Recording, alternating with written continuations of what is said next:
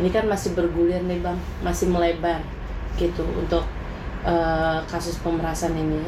Mungkin pandangan Abang seperti apa sih? Kan banyak juga yang bilang DRG juga bersalah melakukan penyuapan lah, bisa dibilang seperti itu gitu, tapi tidak ditahan. Netizen mengatakan gitu, pro-nya ke Nikita. Seperti apa nih Bang, Abang memandangnya? Ya, memang ini banyak pihak-pihak yang berkait ya terkait skincare ini ya. Bahkan saya mendukung ya langkah rekan sejawat Bang Sunan Kalijaga ya untuk membongkar terkait mafia skincare. Karena saya menduga bahwa dalam problematika terkait skincare ini banyak pihak yang harusnya ditelisik ya, diperiksa. Bukan hanya Nikita Mirzani, ya nggak? Nah, kenapa saya sempat katakan bahwa bahwa yang dilakukan terhadap Nikita itu adalah sebuah bentuk penyuapan.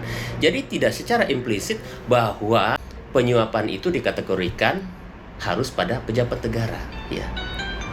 Perlu kita jelaskan bahwa penyuapan itu ada sebuah istilah, ya. Jadi kalau memang pelakunya adalah pejabat negara dilaporkan, ada pasal dan undang-undang yang berlaku gitu loh. Akan tetapi penyuapan itu yang dimaksud adalah bahwa apa yang dilakukan oleh pelapor Nikita Mirzani itu adalah penyuapan. Ya, istilah kata Mail itu tutup mulut, sama, ya enggak? Mungkin konsekuensi hukum tidak ada, tapi pesan yang saya masukkan bahwa di balik pemberian sebesar 4 miliar itu ada sesuatu yang perlu ditutupi dan harusnya dibongkar. Ya enggak? Karena kenapa? Karena bagaimanapun produk skincare itu menyangkut hajat hidup orang banyak. Bahkan dimungkinkan ada kerugian negara. Ini juga terkait dengan izin BP POM seperti itu, dan itu harus digali, diperiksa sejauh mana tingkat pelanggarannya, termasuk isi skincare itu sendiri apakah membahayakan atau tidak. Nggak mungkin dong orang bayar sampai 40 miliar buat tutup mulut, ya nggak? Kalau istilah suap nggak masuk, ya kan? Artinya ada sesuatu yang ditakuti, makanya dia memberikan uang. Seperti itu. Berarti dari statement Abang tadi kemungkinan pihak DRG juga bersalah ya Bang, atau menutupi kesalahan ini, maka sehingga melakukan penyuapan lah terhadap Nikita Mirzani. Patut diduga demikian dong. Gak mungkin dong serta-merta, ya nggak? Orang memberikan sebesar 4 miliar kalau tidak ada sesuatu yang ditutupi atau yang ditakuti, ya nggak? Masa tiba-tiba memberikan seperti itu kan?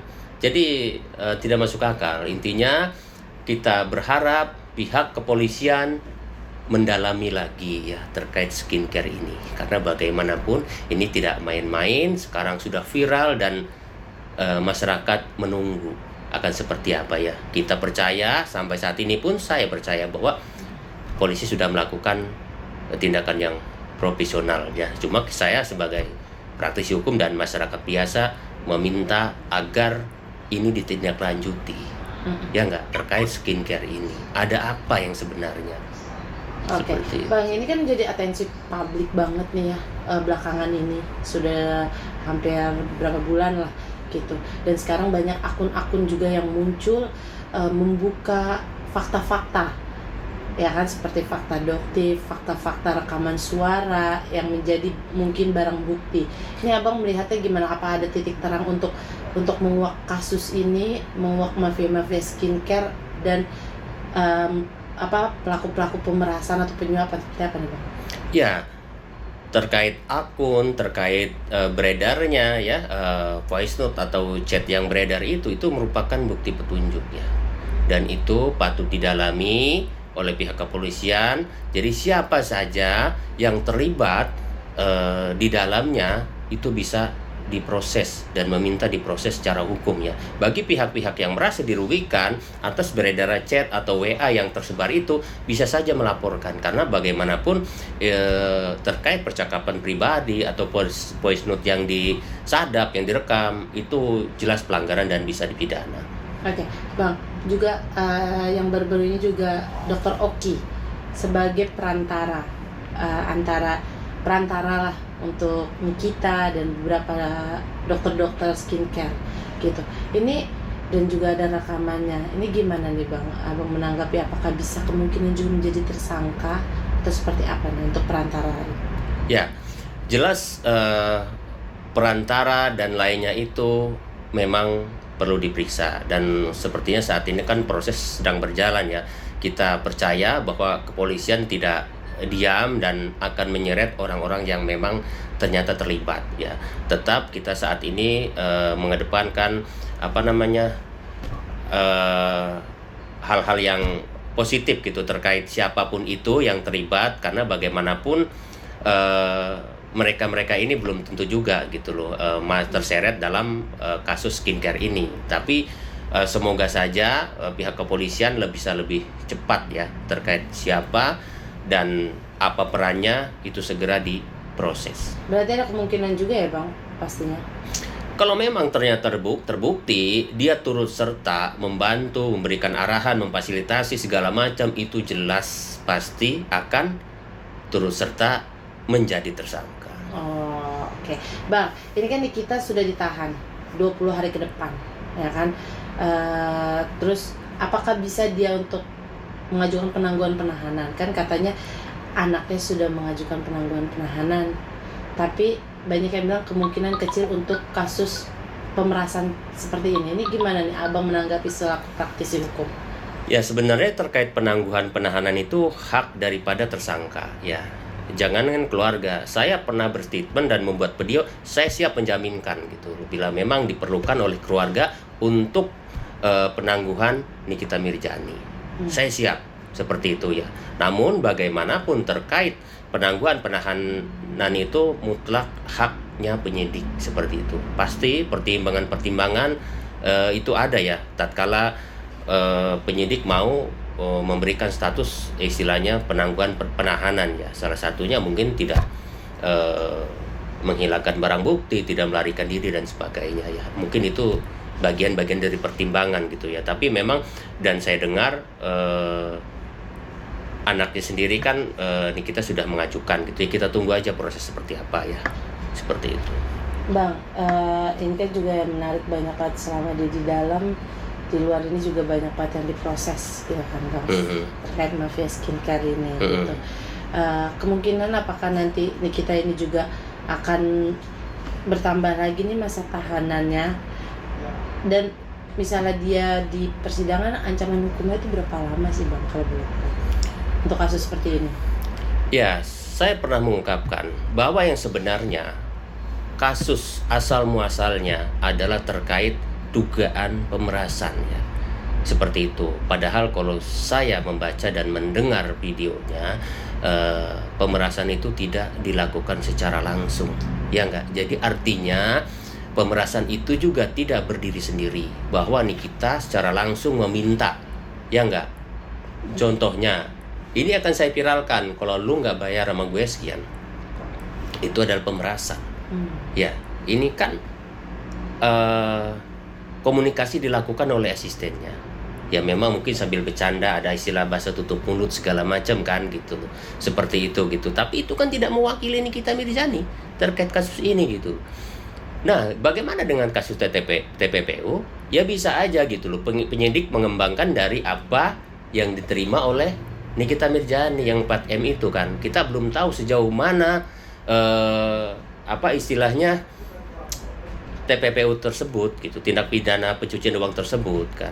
Saya yakin Nikita Mirzani tidak dengan sengaja, karena memang mendapatkan uang kan, mungkin dia buat bayar rumah, deposito kan segala macam. Saya yakin itu bukan sesuatu yang disengaja, dan Nikita Mirzani juga menganggap apa nih dapat itu bukan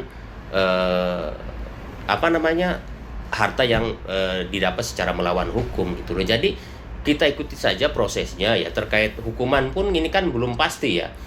20 tahun itu kan maksimal berdasarkan pasal yang ditentukan oleh tindak pidana pencucian uang kan gitu loh.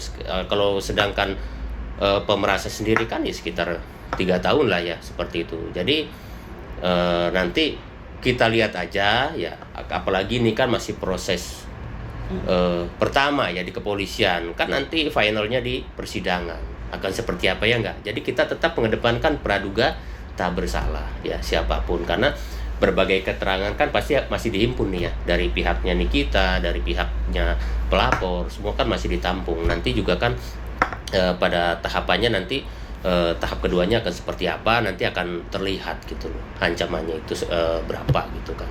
Oke, Bang, dugaan TPPU itu bisa kemungkinan kalau misalnya terbukti, apakah harta itu akan dikembalikan, misalnya yang dipakai oleh Nikita dikembalikan atau seperti apa nih, Bang? Ya jelas kalau memang itu terbukti, yang pastikan harta yang diterima oleh Nikita Mirzani itu kan wajib mengembalikan. Itu kan kerugian juga bukan pada negara kan, seperti itu gitu loh. Makanya nanti kita lihat aja seperti apa ya prosesnya, karena saya nggak saat ini kan masih belum masih bingung lah gitu loh, masih meragukan terkait TPPU itu gitu loh, seperti itu.